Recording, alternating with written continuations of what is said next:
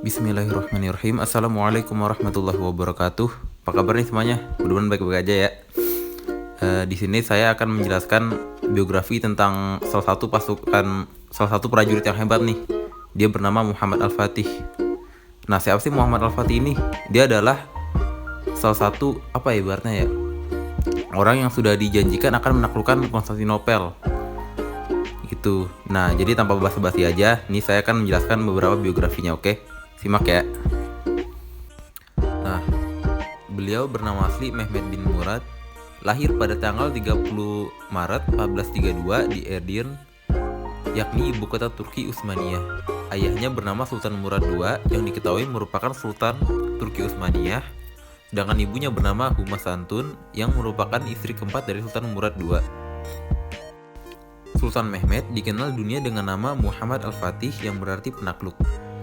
Orang Turki menyebut Sultan Mehmet dengan sebutan Fatih Sultan Mehmet Han II. Di usianya yang ke-11 tahun, ia dikirim oleh ayahnya untuk memerintah Amasya. Ia merupakan anak didik dari Syekh Samsuddin yang masih merupakan keturunan dari Abu Bakar As-Siddiq. Ia juga murid dari Molla Ghurani, dan ia juga diketahui sudah menguasai bidang kesenian, sains, matematika, dan menguasai 6 bahasa. Pada usianya yang ke-12 tahun, Muhammad Al-Fatih sempat naik tahta menggantikan ayahnya, Sultan Murad II. Namun, karena serangan bangsa Hongaria kala itu membuat ayahnya, Sultan Murad II kembali naik tahta dan memimpin pasukan Turki memadamkan perlawanan bangsa Hongaria kala itu. Sultan Murad II memerintah Turki hingga kematiannya pada tahun 1451.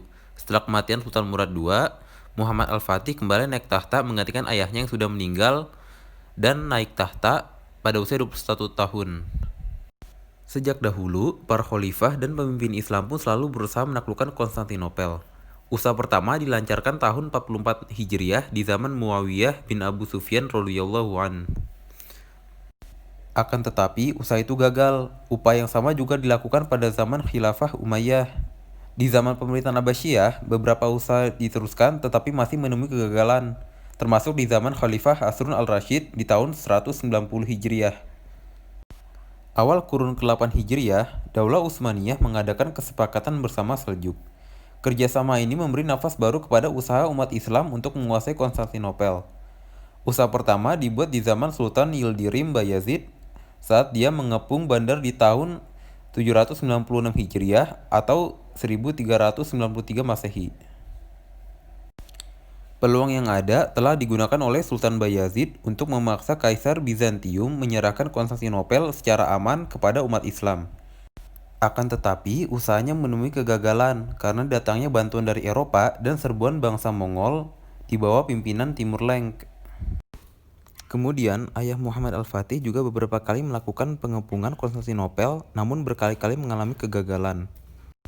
Semenjak kecil, Sultan Muhammad Al-Fatih telah mencermati usaha ayahnya melakukan Konstantinopel.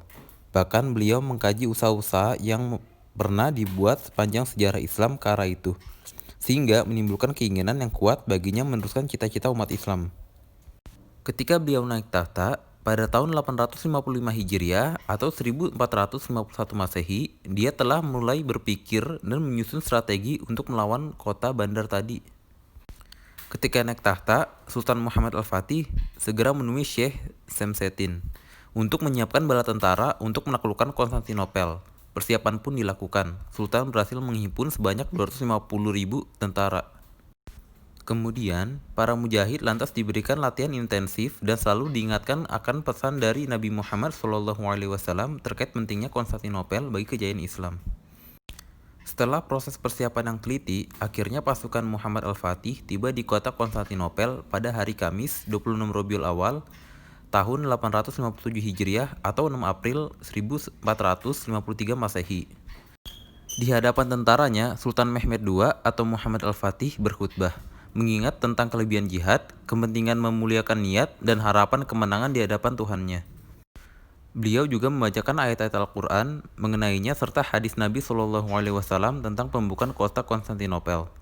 Ini semua memberikan semangat yang tinggi pada bala tentara dan lantas mereka menyambut dengan zikir, pujian, dan doa kepada Allah SWT. Peperangan itu memakan waktu selama 54 hari. Konstantinopel kepung secara besar-besaran oleh pasukan Turki Utsmaniyah di bawah komando Muhammad Al-Fatih. pasukan Turki Utsmaniyah juga melakukan blokade laut dengan ratusan kapal perang mengepung kota Konstantinopel. Sultan Muhammad Al-Fatih pun melancarkan serangan besar-besaran Konstantinopel yang kala itu diperintah oleh Kaisar Bizantium, Konstantinius XI Palaiologos. Nah, agar mempertahankan Konstantinopel agar tidak jatuh ke tangan bangsa Turki, Kaisar Bizantium dibantu oleh sejumlah pasukan dari Italia yang dipimpin oleh Giovanni Giustiniani. Selama beberapa hari, Konstantinopel terus bertahan dari serangan besar-besaran bangsa Turki Utsmani. Kerajaan Bizantium dikelilingi oleh benteng yang sangat kuat. Usaha untuk menjebol benteng kerajaan Bizantium terus dilakukan oleh pasukan Turki Utsmani menggunakan pelontar batu beserta pemanah untuk melemahkan pertahanan benteng. Kemudian menggunakan meriam untuk menjebol benteng kerajaan Bizantium. Pasukan Turki Utsmani juga menggunakan meriam raksasa Turki yang dikenal dengan nama meriam Basilika yang dibuat oleh Urban, seorang teknisi dari Hungaria. Meriam raksasa ini mampu menembakkan bola batu dengan berat 272 kg dan diameter 63 cm sejauh hingga 2 km. Selain melakukan penyerangan lewat darat, juga dilakukan penyerangan lewat laut melalui armada laut Turki Utsmani. Untuk melemahkan kekuatan benteng Bizantium, pasukan Turki Utsmani juga membuat terowongan dalam tanah untuk meledakkan benteng dari bawah. Kerajaan Bizantium dikenal memiliki benteng yang kokoh dan sangat kuat. Selain itu, kerajaan Bizantium juga memiliki rantai raksasa yang membentang sepanjang 275 meter, menutup akses masuk ke wilayah kerajaan Bizantium melalui Teluk Tanduk Emas atau Golden Horn. Ketika pengepungan dimulai, pasukan Turki Utsmani tidak dapat melewati Teluk Tanduk Emas karena rantai raksasa yang membentang tersebut. Strategi Al-Fatih menaklukkan Konstantinopel yang paling dikenal dunia dengan memerintahkan pasukannya menarik kapal mereka melewati darat melewati Teluk Tanduk Emas atau dikenal dengan Golden Horn. Ratusan gelondongan kayu yang dilumuri minyak dipasang sebagai bantalan untuk memudahkan menarik kapal melewati darat. Pekerjaan itu dilakukan oleh pasukan Turki Utsmani dalam satu malam. Sehingga keesokan harinya mereka berhasil menyeberangi sekitar 80 kapalnya melewati bukit di Teluk Tanduk Emas. Setelahnya, Muhammad Al-Fatih kemudian memerintahkan pasukannya untuk melakukan serangan besar-besaran. Serangan besar-besaran pasukan Turki Utsmani ini membuat pasukan Bizantium kewalahan. Mereka bertahan mati-matian mempertahankan benteng dari serangan Turki Utsmani. Dalam serangan besar-besaran tersebut, Giovanni Giustiniani dari Geona yang membantu kerajaan Bizantium terluka parah membuat pasukan Italia mundur ke pelabuhan. Mundurnya pasukan Italia ini membuat pasukan kerajaan Bizantium bertahan sendiri hingga mati-matian dari serangan. Tak kuasa menahan serangan, benteng pertahanan kerajaan Bizantium kemudian dapat ditembus oleh pasukan Janissary milik Turki Utsmani. Nah, sekarang kita masuk ke bab penguasaan Konstantinopel. Jadi, Kaisar Bizantium, Konstantinius XI Palaiologos bertempur sampai mati bersama pasukannya mempertahankan bentengnya. Sebagai pasukan Bizantium yang lain memilih untuk menyerah. Pada tanggal 29 Mei 1453, Sultan Mehmed II atau Al-Fatih bersama dengan pasukan Turki Utsmani berhasil menaklukkan kota Konstantinopel dari kerajaan Bizantium. Hal ini juga menandai jatuhnya Kekaisaran Romawi Timur ke tangan pasukan Turki Utsmani. Ini juga menandai keberakhirannya abad pertengahan. Sultan Mehmed II atau Muhammad Al-Fatih kemudian mengubah nama Konstantinopel menjadi Istanbul sampai saat ini. Ia juga menjadikan Istanbul sebagai ibu kota negara dari kerajaan Turki Utsmani dan mengubah gereja Hagia Sophia menjadi masjid.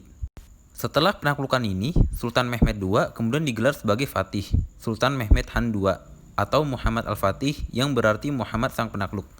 Orang Italia menjulukinya sebagai La Grande Aquila yang berarti Sang Elang Agung. Setelah menguasai Konstantinopel, Sultan Mehmed II atau Muhammad Al-Fatih mendirikan kerajaan Turki Utsmani. Ia kemudian melanjutkan penaklukannya ke wilayah Serbia pada tahun 1459. Ia juga melakukan penaklukan di wilayah Morea. Setelah itu, Sultan Mehmed II mengarahkan pasukannya menaklukkan wilayah tepi Laut Hitam, meliputi wilayah Trebizond dan Gazarian.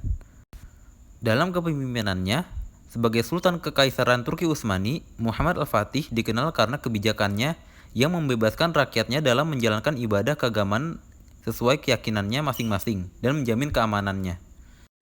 Ia juga membangun banyak universitas, madrasah, dan istana. Ia juga berdiskusi dengan para ulama mengenai permasalahan agama. Ia juga banyak mengundang para ilmuwan Muslim ke Turki. Tak mengherankan jika kala itu Kekaisaran Turki Utsmani menjadi pusat peradaban dan ilmu pengetahuan di Eropa. Setelah lama memerintah Kekaisaran Turki Utsmaniyah, Sultan Mehmed II atau dikenal dengan Muhammad Al-Fatih wafat karena sakit. Ia wafat pada tanggal 3 Mei 1481 di usia yang ke-49 tahun. Ia dimakamkan di wilayah Masjid Al-Fatih, Istanbul, Turki. Sepeninggal Muhammad Al-Fatih, kekuasaan Turki Utsmani kemudian dilanjutkan oleh putranya yang bernama Sultan Bayezid II. Baik, sekian dari saya. Jika ada kesalahan dalam penyampaian, baik itu dalam kesalahan informasi maupun kesalahan kata, ataupun ada kata-kata dari saya yang kurang berkenan, mohon dimaafkan sebesar-besarnya. Saya pribadi undur diri. Wassalamualaikum warahmatullahi wabarakatuh.